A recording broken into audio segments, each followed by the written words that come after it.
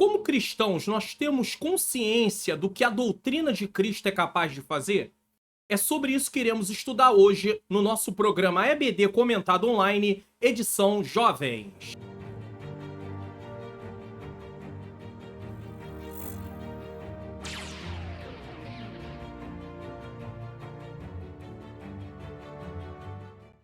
A paz do Senhor, sejam bem-vindos a mais um programa da EBD Comentado Online, edição Jovens. Eu sou o pastor Mário Luna. É com alegria e satisfação que eu recebo você aqui mais uma vez para mais um programa, mais uma aula. E se você está chegando pela primeira vez, você é muito bem-vindo, muito bem-vinda. Nós estamos dando continuidade aí às nossas lições, às nossas aulas do primeiro trimestre de 2024, lições bíblicas Jovens CPAD, com o tema Fundamento dos Apóstolos e Profetas, a doutrina bíblica como base para uma vida vitoriosa. E a lição de hoje é a lição de número 7, que será ministrada no dia 18 de fevereiro de 2024, com o tema A doutrina que dá vida e expulsa demônios. Nesse momento, nós vamos fazer uma oração para darmos prosseguimento ao nosso programa. Senhor Deus e Pai, Pai amado e Pai querido, em nome do Teu Filho amado Jesus Cristo, eu venho pedir perdão dos meus pecados, erros, faltas e falhas. Eu te rendo graças por mais uma oportunidade de estar aqui para realizar mais um programa da EBD Comentado Online, edição Jovens. Peço ao Senhor que ilumine a minha mente, para que eu ensine as verdades de acordo com o que está na Tua Palavra. Ilumina a mente daqueles que estão assistindo, para que eles possam compreender e juntos possamos colocar em prática tudo aquilo que vamos aprender hoje aqui. Porque essa é a intenção, Senhor. Aprender para poder praticar. Que o Senhor tome o primeiro lugar, tire as distrações, os impedimentos, as barreiras e nos dê um programa edificante em nome de Jesus.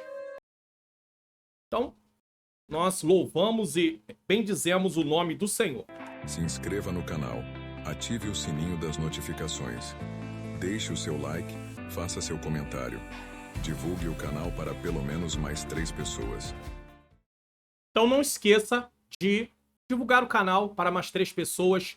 Você já se inscreveu? Se inscreva no canal, ative o sininho das notificações, comente o que você achou, de que lugar você está assistindo, tá? É importante você fazer isso, deixar o seu like também, tá? Então vamos lá. Texto principal. Eu sou a porta, se alguém entrar por mim, salvar-se-á, e entrará, e sairá, e achará pastagem. O ladrão não vem senão para roubar, matar e a destruir. Eu vim para que tenham vida e a tenham com abundância. João 10, versículo 9 e 10. Jesus, ele fala para nós aqui nesse texto principal que ele é o acesso que nós temos para estar diante da presença do Pai. Sem o que Jesus fez, nós jamais poderíamos ter relacionamento ou comunhão com Deus. Resumo da lição: a doutrina de Jesus reflete seu caráter, razão pela qual ela liberta e dá vida aos que creem e a obedecem.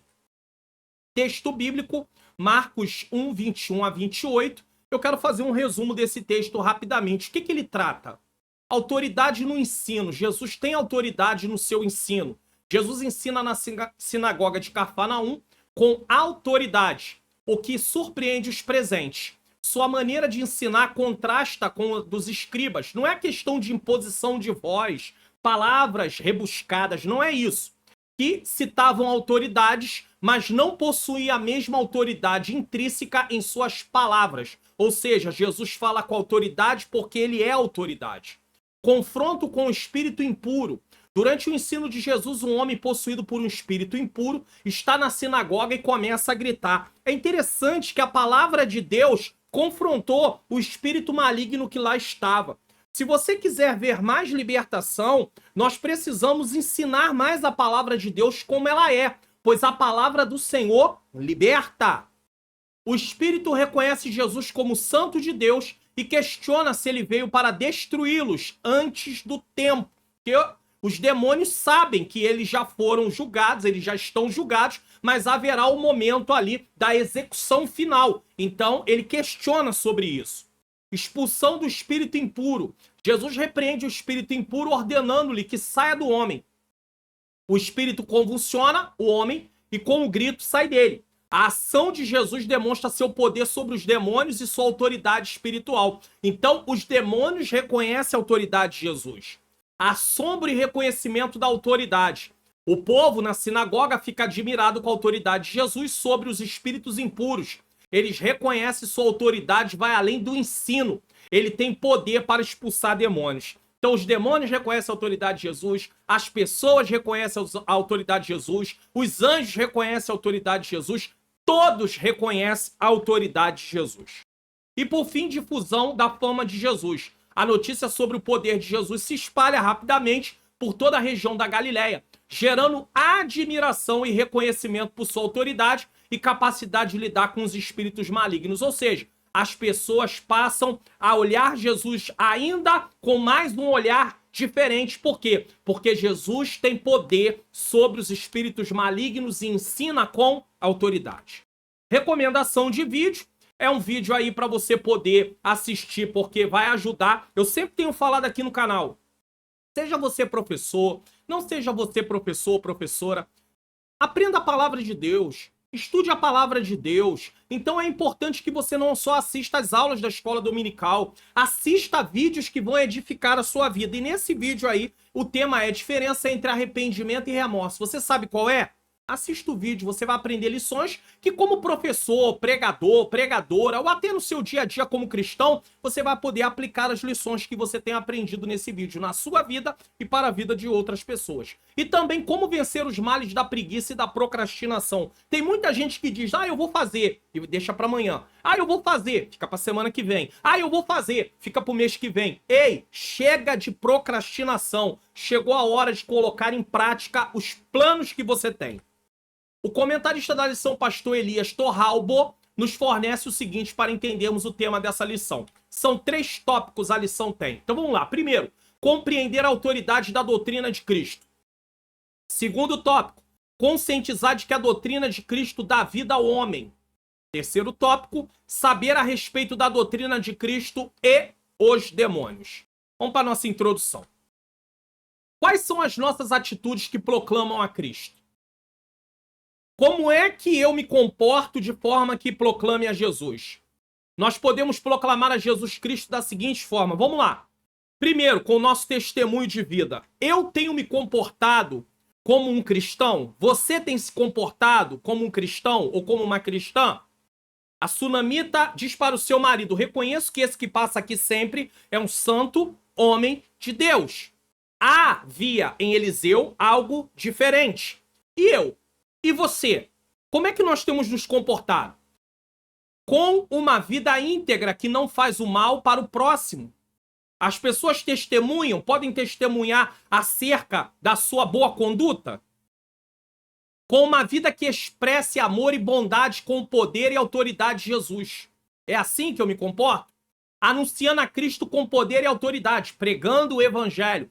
Como é que você vai pregar a Cristo com poder e autoridade? Vivendo o evangelho e pregando a palavra como ela é. Não distorcendo, não querendo trazer novidades, não querendo inventar coisas que na palavra não está lá. Mas eu acho, não é o que eu acho. Deus não nos mandou pregar o que achamos, o que pensamos, e sim o que a palavra dele diz. Essa é a ordem de Jesus para nós. Por intermédio do ministério terreno de Jesus, podemos ver que a doutrina e as obras caminham unidas. Doutrina e obras. Não adianta eu ter doutrina e não praticar. Não adianta eu praticar coisas que não estão baseadas na doutrina. As obras realizadas pelo Senhor Jesus revelam o seu caráter e a natureza da sua doutrina. Então, o que Jesus fazia estava alinhado à sua pessoa. Portanto, além de relacionar a doutrina de Cristo com suas obras, esta lição mostrará que ambas são inseparáveis e que as obras do Senhor são firmadas em quem Ele é. Deus primeiro está interessado em quem eu sou, para depois o que eu faço para Ele. Porque primeiro é quem eu sou. Tanto é que, quando eu aceito Jesus, a minha posição diante do tribunal de Deus é mudada. Eu era culpado, condenado, e agora eu sou perdoado, não sou mais culpado, e passo a ser filho de Deus. Então Deus primeiro troca a minha posição, Ele está trabalhando no meu ser. Agora eu posso fazer algo para Deus. Eu vou trabalhar no reino de Deus. Então primeiro vem o ser, para depois o fazer. Tem muito cristão preocupado com o que está fazendo, esquecendo de quem ele é. E aí ele não vive uma vida de acordo com a palavra de Deus. Portanto, além de relacionar a doutrina de Cristo com suas obras, essa lição mostrará que ambas são inseparáveis e que as obras do Senhor estão firmadas em quem ele é, né? Devemos compreender que a autoridade tem relação direta com a representação da pessoa de Jesus. Então, a autoridade de Jesus está ligada à pessoa de Jesus. E por meio da exposição da mensagem do Evangelho. Então, você reconhece isso. Nós podemos mostrar essa autoridade através da pregação da palavra de Deus. Sabemos que a autoridade de Jesus é a principal marca do seu ensino. Diferente dos escribas, cujos discursos eram vazios e desconexos da verdadeira autoridade, porque eles falavam e nem viviam o que falavam. Tópico 1. Autoridade da doutrina de Cristo. Vamos lá. 1. O conceito de autoridade. Então, nesse primeiro ponto, ele vai conceituar o que é autoridade. Ele vai definir o que é autoridade. Autoridade é um termo amplo e abrangente. Motivo pelo qual precisamos defini-lo. O sentido de autoridade utilizado aqui, ou seja, nesta lição, diz respeito à doutrina de Cristo, referindo-se à sua fonte divina, o que faz dela ser digna de toda aceitação. 1 Timóteo capítulo 1, versículo 15. Nós sabemos que nós precisamos, como cristãos, respeitar as autoridades.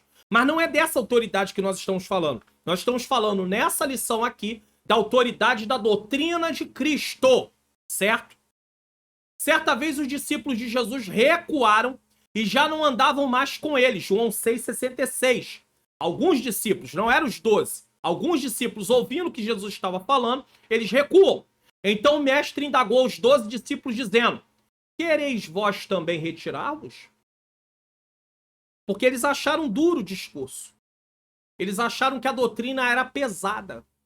Jesus disse: vinde a mim, todos vós que estáis cansados, sobrecarregados e oprimido, e eu vos aliviarei. Tomai sobre vós o meu jugo e aprendei de mim, que sou manso e humilde, e acharei descanso para a vossa alma, porque o meu jugo é suave e o meu fardo é leve. Jesus mostra isso, só que eles acharam a doutrina pesada. Aí Pedro, então, disse: Senhor, para quem iremos nós? Inclusive aqui, até eu no passado falava errado. Para onde iremos? Não é para onde, é para quem. Está falando de uma pessoa. Não está falando de um lugar.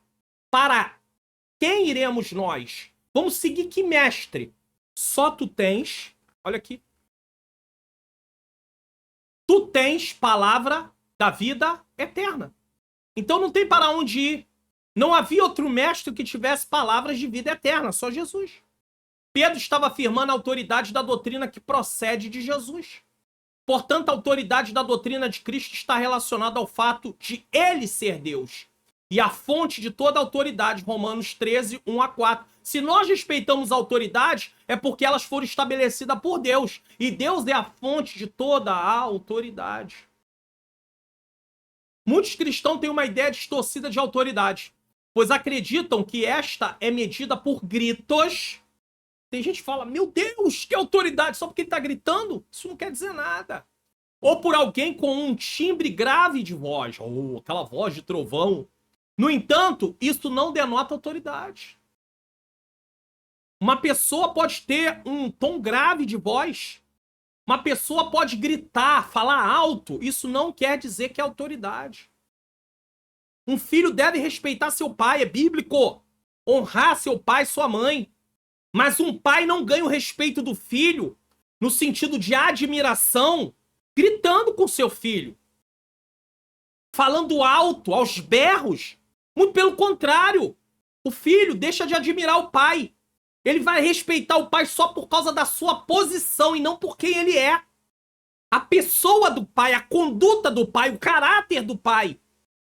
Nós não podemos apenas... Um filho não pode apenas respeitar o pai só porque ele é pai. Posição. Ele vai respeitar o pai porque admira o pai. Porque olha para o pai e vê um exemplo de vida. Nós olhamos para Cristo e vemos um exemplo de vida. Nós olhamos para Deus e vemos um exemplo de vida. Deus Pai, Deus Filho, Deus Espírito Santo. Mas as pessoas também têm que olhar para nós e ver que nós somos um exemplo seguindo a Jesus. Paulo disse: sede meus imitadores como eu sou imitador de Cristo. Um cristão verdadeiramente tem autoridade quando vive e prega as Escrituras. Aqueles que estão ali, nós temos que viver e pregar a palavra. Tem aqueles que pregam porque são pregadores, agora anunciar o evangelho para todos anunciar o evangelho é para todos. A autoridade vem de Deus e não de performance humanas. As pessoas inventam, criam técnicas, estudam técnicas, e aí alguém diz que autoridade. E aí depois você vai olhar a vida da pessoa de acordo com a palavra e não há autoridade nenhuma, porque ele não vive o que ele prega. Ele quer que as pessoas façam o que ele não faz. 2, autoridade que habilita. Não é qualquer autoridade que vai habilitar, mas a autoridade de Jesus habilita. A autoridade de Jesus tem o propósito de habilitar os seus discípulos a cumprir a sua missão. Lucas 10, 19. Por exemplo, o pastor ele é uma autoridade espiritual. Uma autoridade civil é autoridade. Mas nós não podemos fazer nada no reino espiritual, usando autoridade humana. Então eu não expulso o demônio em nome do pastor. Eu não expulso o demônio em nome de uma autoridade constituída do nosso país. Nós só podemos expulsar um demônio em nome de Jesus. Não é em nome de Paulo, não é em nome de Pedro, não é em nome de Tiago, não é em nome de João, não é em nome de servos ou servas do Novo, do Antigo Testamento, não é em nome de Isabel, em nome de Maria, em nome de Ruth, em nome de Esther, não é em nome de pessoas, é em nome de Jesus. A autoridade é ele que tem todo o poder e autoridade. No texto de Lucas 9, do 1 ao 6, o Senhor Jesus designa os seus discípulos a representá-lo em expedições missionárias. Só pode dar autoridade quem tem autoridade. Jesus manda, vai em meu nome. E eles vão. E Deus, através da vida deles, realiza. Mas não é o nome deles. Eles vão representando um nome. Não só um nome, uma pessoa. Eles representam a Jesus. Eu e você representamos a Jesus. E o representante de Jesus não pode viver de qualquer maneira. Não pode ter uma conduta desalinhada à sua palavra. Veja que os escribas, os fariseus, os religiosos da época falavam de Deus, mas não podiam estar representando Deus porque a conduta deles não estava alinhada à palavra de Deus. Cuidado, para que você não fale de uma palavra que você não esteja alinhado a ela. É sério. Então ele manda os discípulos para uma expedição missionária. O poder prometido seria para habilitar os discípulos a realizarem milagres em nome de quem? De Jesus. Não era em nome de Paulo, não era em nome de Pedro, não era em nome de Tiago, não era em nome de João, era em nome de Jesus. É o nome de Jesus. A autoridade tem relação direta com a representação da pessoa de Jesus. E isso por meio da exposição da mensagem do Evangelho. Então qual é a nossa parte? Pregar o Evangelho. Somos representantes, somos embaixadores do reino de Deus. Pregamos o quê? A palavra de Deus. Não é a nossa palavra, não é o que nós achamos, não é o que nós pensamos, é o que a Bíblia diz. Por isso que nós temos que estudar a palavra, conhecer a palavra, viver a palavra. É isso.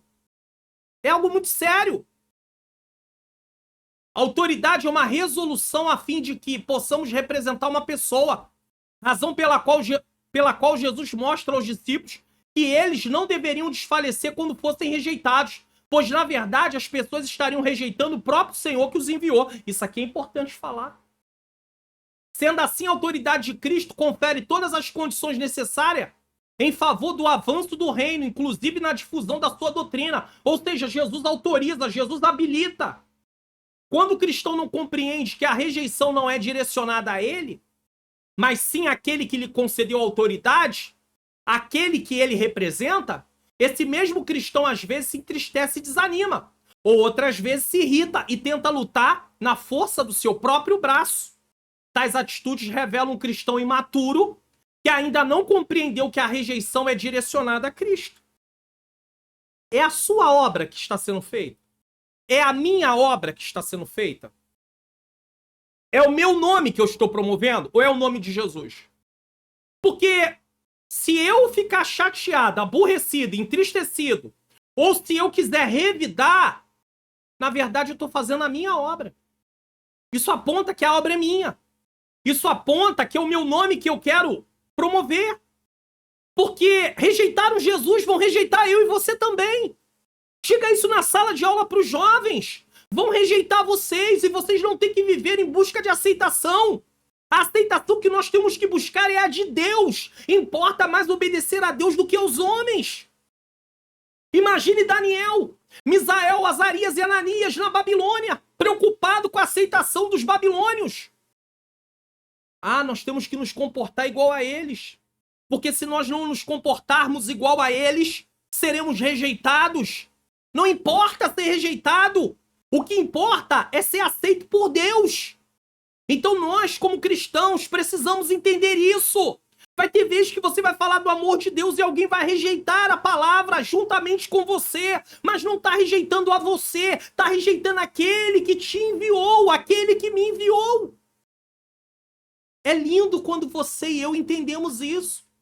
E aí quando você vai ler o livro de Atos dos Apóstolos, você vai ver que os discípulos apanhavam e estavam sorrindo. Por quê? Porque eles sabiam que eles estavam rejeitando a quem enviou a eles, a Cristo. Então eles não levavam isso para si. Eles não tomavam isso como uma ofensa pessoal. Eles tomavam isso como algo por causa da obra que eles estavam realizando, por causa de Jesus. E eles se alegravam porque se sentiam dignos de sofrer por amor àquele que sofreu para nos dar vida eterna. É por isso que existem cristãos nos 4 cantos da terra, sofrendo, padecendo, chorando, gemendo, mas não desistem, porque eles sabem quem os enviou a fazer aquela obra e sabem que Jesus advertiu que não seria fácil, mas que deveriam ir até o fim. A falta de estudarmos a palavra faz nos esquecermos disso tudo.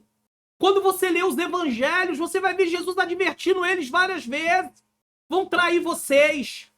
Pai vai se levantar contra filho, mãe contra filho, irmão contra irmão, cônjuge um contra o outro, por causa do meu nome. Por causa de mim, Jesus disse. Entenda isso. João, presta atenção nisso aqui. João 15:19 diz assim: se vós fosse do mundo, o mundo amaria o que era seu. Mas porque não sois do mundo, antes eu vos escolhi do mundo, ou seja, tirei, vocês vivem no mundo, mas não pertencem ao mundo, por isso é que o mundo vos aborrece. Por que que o mundo vos aborrece? Porque você não pertence ao mundo. E aí você vai ficar desanimado? Você vai se sentir rejeitado por pessoas da escola, jovens, se sentem rejeitados? O Senhor te abraça, o Senhor te ama. Você tem relacionamento com o Rei dos Reis, o Senhor dos Senhores.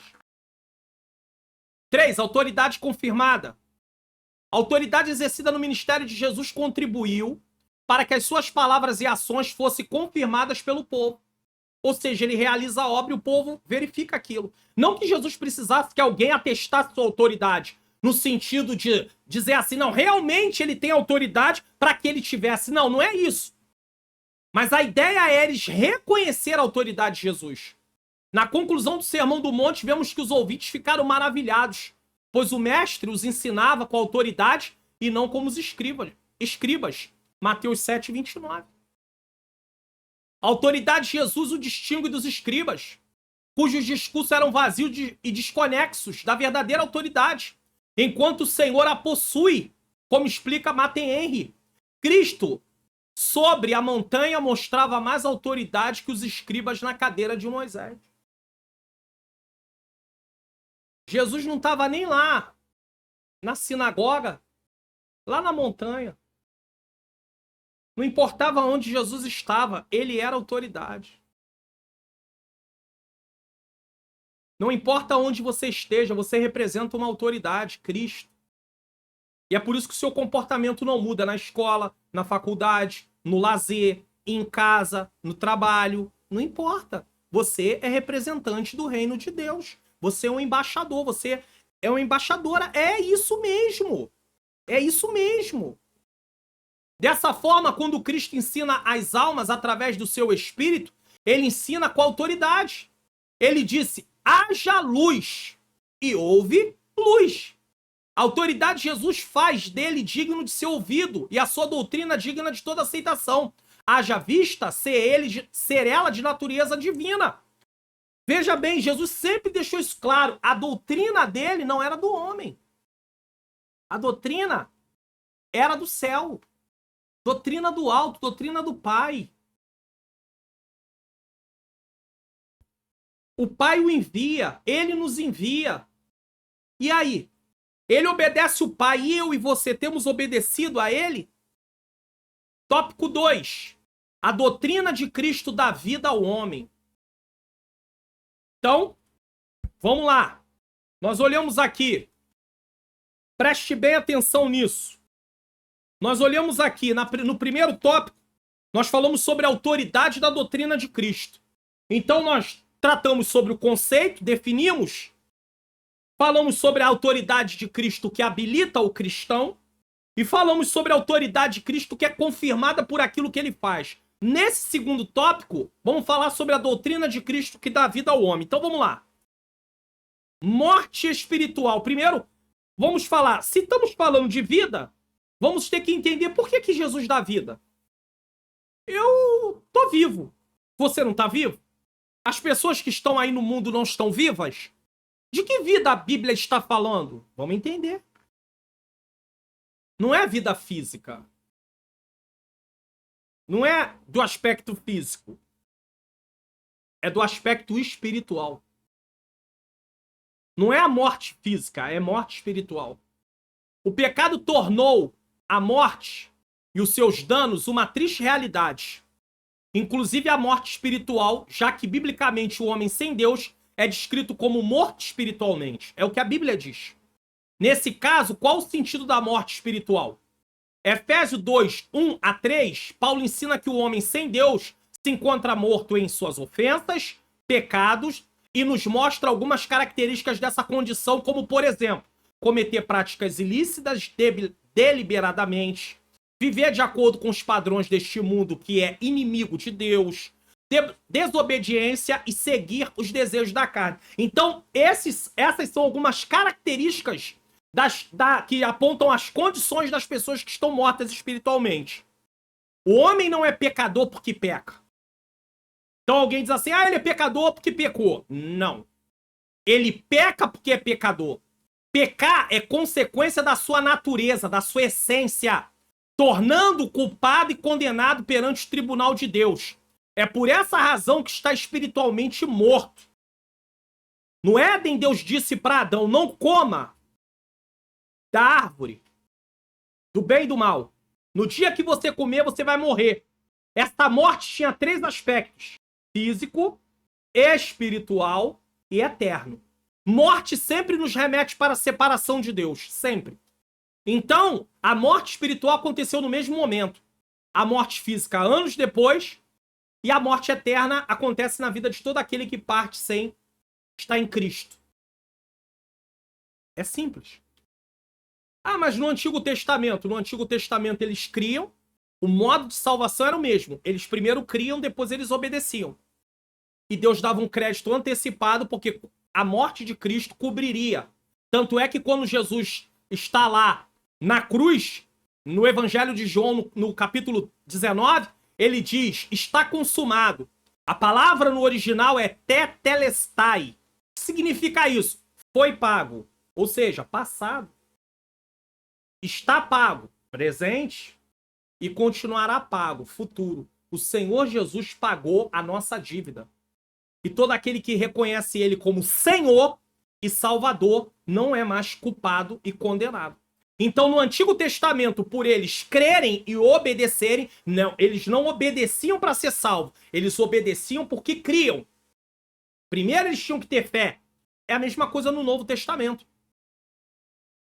A salvação vem pela graça e nós recebemos por meio da fé. Então, quando o homem pecou, ele foi condenado à morte. Só que Deus não executou a sentença na íntegra. Ele morreu espiritualmente, mas não morreu fisicamente e eternamente estaria condenado para sempre se partisse sem crer em Deus no Antigo Testamento e obedecê-lo, e no Novo Testamento, nesse caso, aceitar Jesus como seu único e suficiente Salvador. Veja que coisa. Então, o homem, ele não é pecador porque peca. Pecar é consequência de quem ele é, entenda isso. Tendo assim, a morte espiritual faz do homem inimigo de Deus, Tiago 4,4. Que pratica tudo que desonra e contraria o Senhor, Romanos 1, 29 a 31. E somente o Espírito pode reverter tal situação, Gálatas 5, 16 e 17. Então, alguém diz assim, pastor, peraí, vamos parar aqui. Só um pouquinho para mim entender. Vamos recapitular. Foi dito aqui na aula o seguinte. Sendo assim, a morte espiritual faz do homem inimigo de Deus. Tá bom, entendi. Que pratica tudo que desonra e contraria o Senhor. Aí alguém vai dizer assim, não, mas nem todo mundo pratica tudo que desonra e contraria o Senhor, mesmo estando no mundo. Tem gente que faz coisas muito piores do que outros, na nossa visão. Talvez você diga. Porém, o que nós precisamos entender é que a culpa do pecado e a condenação, todo homem nasce com ela, porque nós somos descendência de Adão. Então, porque Adão se tornou culpado e condenado, toda a sua geração nasce culpada e condenada. Ah, mas isso é injusto, foi Adão que pecou. Ué, Deus poderia executar a sentença na íntegra, eu não existiria, você não existiria, Adão morreria, a mulher morreria, acabou. Eva morreria, terminou. Não tem raça humana. Você estaria aqui? Eu estaria aqui? Não. Você também diria, injusto. Ué, Deus executou naquela pessoa que cometeu o pecado. Só que o pecado de Adão não pegou Deus de surpresa. Ele já sabia que isso ia acontecer. Ah, por que Deus permitiu? Porque o homem usou a sua liberdade de forma errada.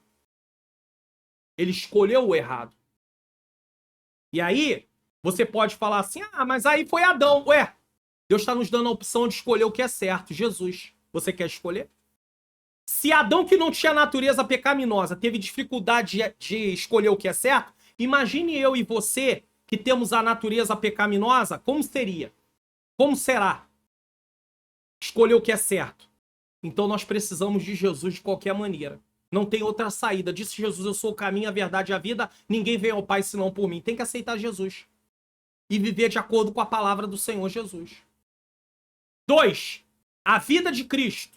Então nós temos aqui morte espiritual, mas agora, em contrapartida, o pecado trouxe morte. Mas olha aqui, ó, a vida de Cristo. Ó. A vida de Cristo. Jesus é o bom pastor que dá a vida pelas suas ovelhas. Ele teve que morrer para nos dar vida. Porque ele teve que pagar a nossa dívida. E qual era a sentença por causa do pecado? Morte. Então Jesus teve que passar pela morte. Mas a morte não conseguiu segurar Jesus. Por quê? Porque Jesus não tinha pecado. O pecado, a morte só conseguia segurar quem fosse pecador. Jesus não era pecador. Então a morte não pôde reter Jesus. Jesus tinha ordem para dar e para tomar a sua vida de volta. A morte não pôde segurar Jesus. A morte não pôde reter Jesus. Por quê? Porque Jesus não era pecador. Jesus morre pelos pecadores, mas ele não é pecador. Jesus morre diante daqueles homens todos. Jesus morre como um pecador, mas ele não era pecador. Foi colocado entre os transgressores, mas ele não era transgressor. Esse é o Jesus que eu e você servimos. É o Jesus que dá vida. É o Jesus que liberta. É o Jesus que nos deu uma oportunidade de estar com vida. É o Jesus que nos livrou, nos poupou, para que nós vivamos de acordo com a sua vontade, o seu querer. Aleluia.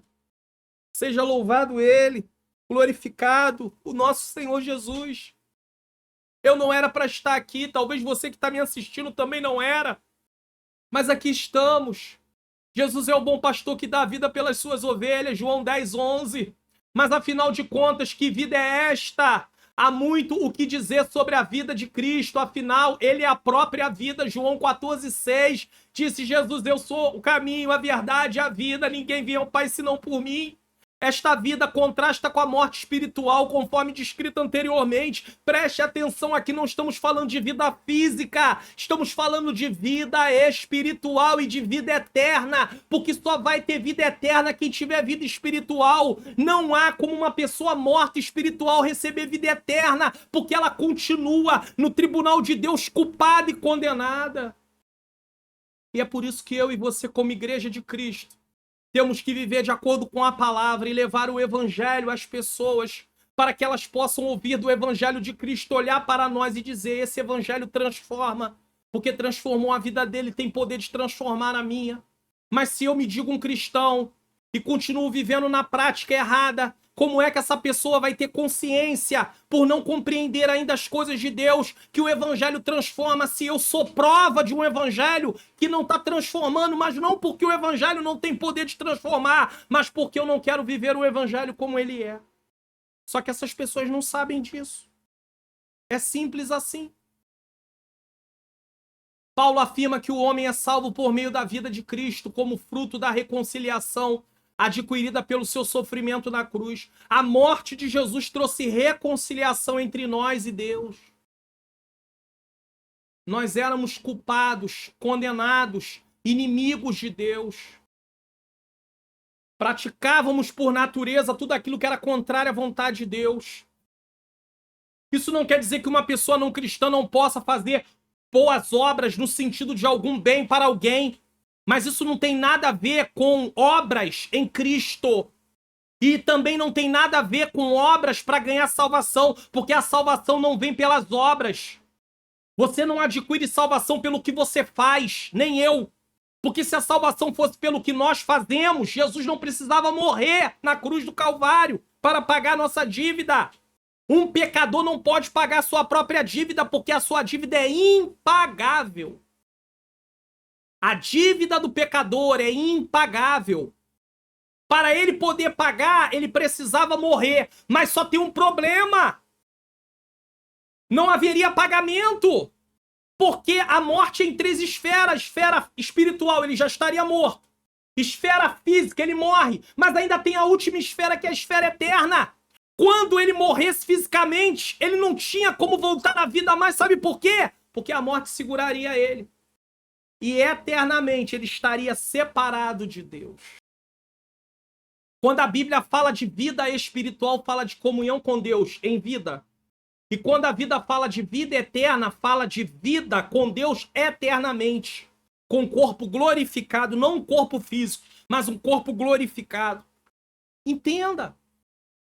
Então, Paulo afirma que o homem é salvo por meio da vida de Cristo, como fruto da reconciliação adquirida pelo seu sofrimento na cruz, que faz do reconciliado uma nova criatura, tanto em suas práticas, como em sua posição diante de Deus e dos homens. Está vendo? Não é só prática, é a posição muda. Jesus disse a Nicodemos sobre a nova vida que ele dá, e que somente por ela é que o homem pode ver e fazer a parte do reino de Deus. Não tem como ir para o céu, viver a vida eterna sem Cristo. Não tem outro meio, é só Jesus. É o que a Bíblia ensina. Doutrina de vida. Jesus é vida, é a vida. Logo, suas palavras, seus ensinamentos também são vida. Deu para entender? Se Jesus é vida, a sua palavra traz vida. O conceito de vida pode ser encontrado em vários ensinos de Jesus, como na conclusão da parábola do filho pródigo, Lucas 15, 11 a 32. Está lá escrito, o pai diz assim: esse meu filho estava morto e reviveu, estava perdido e foi achado. No diálogo com a mulher samaritana, João 4,14. Vamos ler aqui. Acho justo. João 4,14. Olha o que diz aqui o texto. Presta atenção nisso. Está aqui. Mas aquele que beber da água que eu lhe der, nunca terá sede. Porque a água que eu lhe der fará nele uma fonte de água a jorrar para a vida eterna. Que água era essa? Que fonte para a vida eterna? Jesus está falando aqui que ele é aquele que pode dar vida eterna. Ele faz uma comparação. Ele faz ali um trocadilho entre a água do poço e a água que ele estava dando. Sua palavra, seu ensinamento. A água que eu lhe der, porque a água que eu lhe der fará nele uma fonte de água a jorrar para a vida eterna. E aí você vê que antes ele já tinha falado sobre o novo nascimento, e é o Espírito. Então aqui está conjugado a palavra, o Espírito. E a pessoa recebe o direito de vida eterna. Ela não recebe o direito de vida eterna porque merece, ela recebe porque Cristo lhe dá. Certo? Na mensagem que pregou após a multiplicação dos pães e peixes, na conversa com Marta enquanto consolava pela morte de Lázaro, ressurreição e a vida. Além de tantos outros textos bíblicos que confirmam essa verdade. Jesus disse que as suas palavras são espírito e vida, João 6,63. Esse texto reafirma a natureza espiritual e divina das palavras de Jesus e o fato de que as suas palavras produzem vida. Portanto, a resposta à pergunta, que nova doutrina é esta? É a doutrina de vida. Deixa eu falar uma coisa para você. Se você tiver compromisso em aprender a palavra, viver a palavra e pregar a palavra, você vai ver vida sendo gerada em você e nas pessoas. Mas se eu não quero aprender a palavra, se eu não vivo a palavra, eu posso até sair por aí pregando a palavra, mas não vai haver vida. Porque eu não experimentei essa vida para poder levar essa vida para outras pessoas. Eu não estou experimentando. Eu estou representando alguém que tem autoridade, mas eu não vivo debaixo dessa autoridade. Então eu sou um representante que o que eu faço não consegue chegar a um lugar. Por quê? Porque eu não vivo de acordo com o que a palavra quer. Eu preciso estar alinhado à palavra. É simples. Tópico 3. A doutrina de Cristo e os demônios. Muito bem, falamos da vida, falamos de salvação, falamos que a pessoa estava morta em delitos, pecados, recebe vida. E os demônios? A doutrina de Cristo e suas obras. Jesus se manifestou para desfazer as obras do diabo. 1 João 3,8. Afinal de contas, aparentemente ele havia triunfado no Éden. O homem passou a ser escravo do pecado. Ele venceu o homem com a tentação. Mas veio Cristo. O primeiro Adão falhou, mas veio o segundo Adão, como Paulo descreve, e ele não falha, ele não perde, ele vence. Jesus venceu a morte, o pecado, o diabo. Jesus venceu. Jesus é o nosso campeão de gigantes. E o inferno. Jesus é o nosso campeão de gigantes. Ele percorreu vários lugares anunciando o evangelho do reino. E fazendo o bem e curando a todos os oprimidos do diabo. E anunciando o evangelho do reino. Ou seja, salvação. Vida eterna. O que é que nós temos levado para as pessoas? O que estamos anunciando? Melhora de vida aqui nessa terra? Viver uma vida de acordo com a vontade de Deus nos ensina a ter sabedoria para administrar as nossas coisas aqui nessa terra. Amém. Mas veja que o foco é transformação de vida. O propósito de Deus é nos fazer parecer com Jesus. Então, se eu foco em coisas terrenas, eu perco o foco da palavra. E aí você vê tantas desgraças. E aí você vê tantos cristãos desiludidos. Porque estão acreditando que ser cristão, eu vou me tornar um cristão para ter uma vida abundante, apenas terrena. E esquecer que o propósito de Deus, o principal propósito de Deus é mudança na nossa vida, no nosso caráter. Para que nós possamos ser luz, para que as pessoas identifiquem a nossa vida e falem, eu quero Jesus. Jesus transformou ele, Jesus transformou ela. Observe que as obras de Jesus sempre estiveram conectadas à mensagem e os seus ensinos. Então, o que Jesus fazia estava conectado ao que ele ensinava, o que ele pregava. Suas obras nunca estão separadas da sua doutrina, inclusive o seu poder de expulsar demônios. A doutrina de Cristo é ampla e tem como propósito que conheçam a ti só por único Deus verdadeiro e a Jesus Cristo a quem enviaste. João 17:3. Ela se fundamenta em quem ele é, conforme a declaração de Pedro em Mateus 16:16-18. Quem Jesus é? Tudo emana de quem ele é. 2. Os demônios reconhecem Jesus. Os demônios conhecem a Jesus e sabem da sua natureza. Reconhecem a sua divindade e se encurvam diante do seu poderio. Mateus 8:28-34. Eles reconhecem. Os evangelhos relatam que quando a legião que aprisionava e atormentava o gadareno viu a Jesus, de longe se prostrou e o adorou. Marcos 5:6. Mas que adorou é esse? O reconhecimento dos demônios em relação a Jesus pode parecer um ato de adoração, mas segundo Lawrence Richard, este não foi em absoluto um ato de adoração, mas um reconhecimento forçado. Teve que reconhecer. Dos espíritos imundos diante de um homem com a superioridade de Jesus. Ou seja, Deus. Os demônios se submetem e respeitam tanto a Jesus como a sua autoridade. Não se engane. Às vezes existem determinados cristãos que não têm muito compromisso, mas vão lá e usam o nome de Jesus e por um tempo, em nome de Jesus vai sair. Mas não brinca com isso não. Porque uma hora dessas, essas pessoas podem passar vergonha. Porque entenda, não é no nome dele, é no nome de Jesus. E podem passar vergonha, como lá em Atos dos Apóstolos.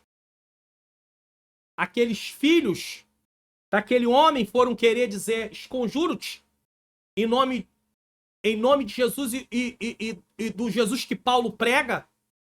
E aí eles são o quê? Surrados. Apanham.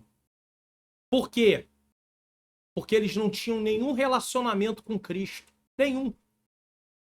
E agora há pouco eu falei de alguém que está na igreja, até chegou a ter um relacionamento, mas às vezes está levando as coisas de brincadeira. E aí pode ser até que o nome de Jesus durante um tempo, mas cuidado, porque você pode passar vergonha. Os demônios se submetem e respeitam tanto Jesus como sua autoridade. Os demônios são expulsos. Depois de uma expedição missionária, os discípulos com entusiasmo deram o seguinte relato a Jesus. Senhor, pelo teu nome até os demônios se nos sujeitam. Lucas 10:17. Os discípulos estavam corretos, pois o mestre, ao realizar milagres, inclusive libertando pessoas de espíritos imundos, mandou que os discípulos de João Batista, que estava preso, testemunhassem acerca disso. Está lá em Lucas 7:21 e 22. Jesus falou sobre as obras que estavam sendo realizadas e mandou os discípulos dele fazer essas obras. O domínio de Jesus sobre os demônios advém de sua natureza e autoridade divina, bem conhecidas pelos espíritos maus que o reconhecem. Está em Atos 19:13-16. Atos 19:13-16. Eu quero ler com vocês. 9:13-16. Deixa eu mostrar aqui para vocês. Tá? E alguns dos exorcistas judeus ambulantes tentavam invocar o nome do Senhor Jesus sobre os que tinham espíritos malignos, dizendo: esconjuro-te por Jesus a quem Paulo prega. Veja bem, exorcistas judeus não eram cristãos, tá? Eles exorcizavam, né? Expulsavam demônios, mas eles não eram cristãos. E eles usam, né, o nome de Jesus a quem Paulo pregava. Olha o que os demônios vão fazer. Os que faziam isto eram 7 filhos de Seva, judeu, principal dos sacerdotes. Então eram filhos de sacerdotes. Olha só. Respondendo, porém, o espírito maligno disse: conheça Jesus e bem sei quem é Paulo, mas vós quem sois? Ou seja, eles estão usando o nome de Jesus, mas eles não vivem, eles não têm comunhão com Jesus. Olha o que acontece. Não adianta você usar o nome de alguém se você não o representa de verdade. Esses homens não representavam a Jesus. Eles não seguiam a Jesus.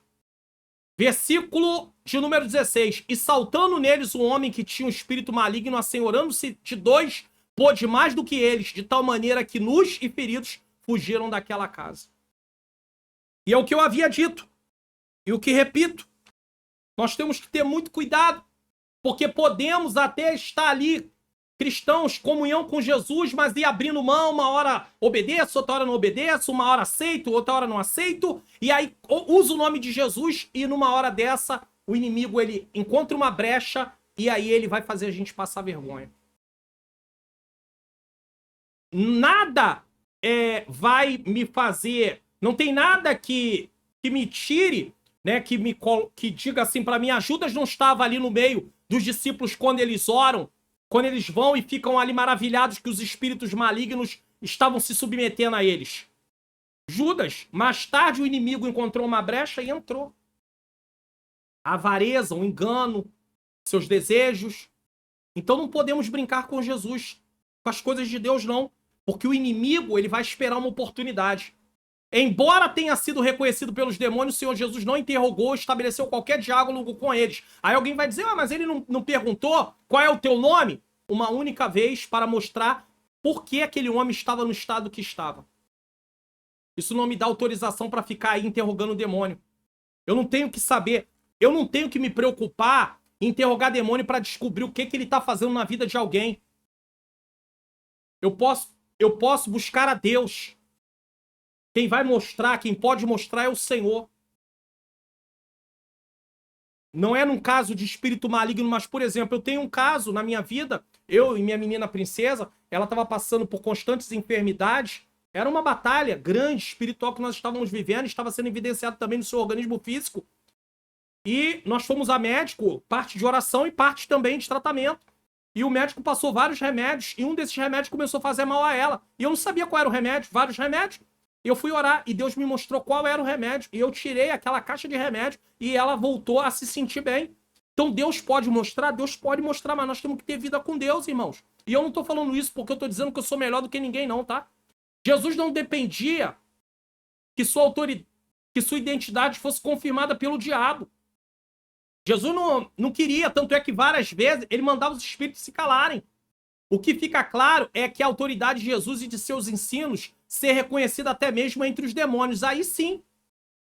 Então, a autoridade que você e eu temos é porque representamos a Jesus. Mas nós não temos autoridade de nós mesmos. Conclusão. Infelizmente, é muito comum tratar as obras de Jesus sem que se leve em consideração os seus ensinos. E isso tem causado danos dos mais variados à sua igreja. Por quê? Porque as pessoas estão fazendo obras em nome de Deus, mas não levando em consideração o que a palavra de Deus ensina. Então eles fazem obras sem se nortear pela palavra. E aí você vê de tudo acontecendo. E aí um sincretismo religioso no meio do povo de Deus. Em nome de Deus se faz várias coisas. Tipos de eventos, né? Coloca coisas no meio do culto que não tem nada a ver com a palavra.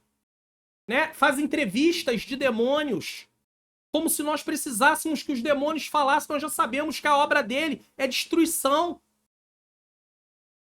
O que vai trazer às pessoas, vai testificar o que a palavra de Deus ensina, é eles serem expulsos, é vidas serem transformadas.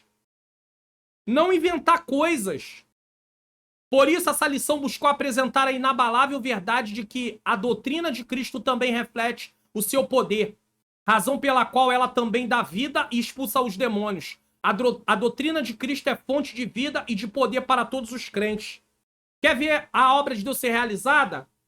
Aprenda, pratique e pregue essa palavra. Não invente. Eu não tenho que inventar, você não tem que inventar.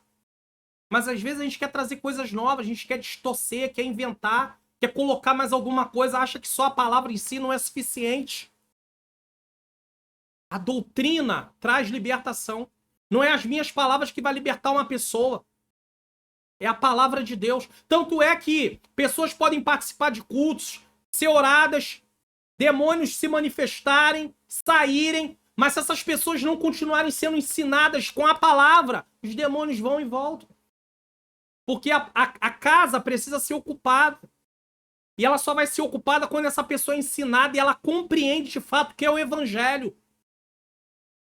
Tem lugares que oram pelas pessoas, libertação. Mas não adianta só fazer oração por libertação. Vamos falar assim, é preciso ensinar a palavra para essas pessoas. Ah, mas elas não vêm para a escola. É claro que não vêm para a escola dominical. Elas ainda estão precisando de libertação. Então tem que se falar, tem que se ensinar, tem que ir atrás. Ter um dia exclusivo além da escola dominical para elas comparecerem no templo, num lugar anexo, reservado, à parte. Alguém preparado para treinar essas pessoas com a palavra, ensinar a elas.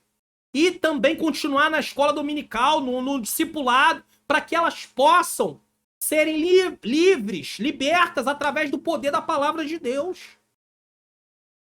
Vamos espiar o que iremos estudar na próxima lição? Lição de número 8, 25 de fevereiro de 2024, a sã doutrina. E não se esqueça, diferença entre arrependimento e remorso. Como vencer os males da preguiça e da procrastinação. Tem aqui o meu curso também, curso online, como facilitar meu estudo da Bíblia.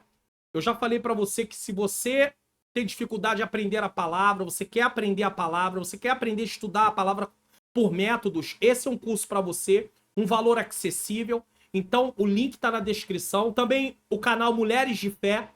Acesse com a minha esposa, Ângela Manhãs Luna, tá bom? E nos ajude em oração, nós precisamos muito de oração, porque estamos aí realizando a obra do Senhor. Bom, participe do Projeto Mais 3 inscritos, já ativou o sininho? Já se inscreveu? Já deixou o seu like? Já comentou? Deixa o seu comentário, o que você achou dessa aula, o que você aprendeu? De que lugar do Brasil ou fora do Brasil você está assistindo?